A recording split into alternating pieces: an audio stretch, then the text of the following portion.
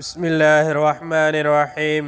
بچے کی پیدائش پر مائیں اپنے بچوں کو نظر بد سے بچانے کے لیے اس کے گلے یا پیر یا ہاتھ کی کلائی میں کالے رنگ کی ڈوری باندھ دیتی ہیں، یا بچے کے سینے یا سر پر کاجل سے سیاہ رنگ کا نشان لگا دیا جاتا ہے تاکہ بچے کو بری نظر نہ لگے۔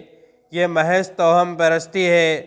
بہت سے غیر مسلم اپنے ہاتھوں میں کلائی کے پاس یا پیروں میں ٹخنوں کے پاس یا انگوٹھے میں جو کالا دھاگا باندھتے ہیں، یہ منت کے طور پر یا مصیبت و پریشانی کے دفعے کے لیے غلط عقیدے کے ساتھ باندھتے ہیں۔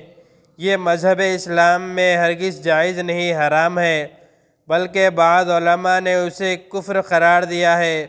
بعض ناسمجھ مسلمان بھی غیروں کی دیکھا دیکھی یا لا علمی میں یہ دھاگا باندھ لیتے ہیں، جو ہرگز جائز نہیں۔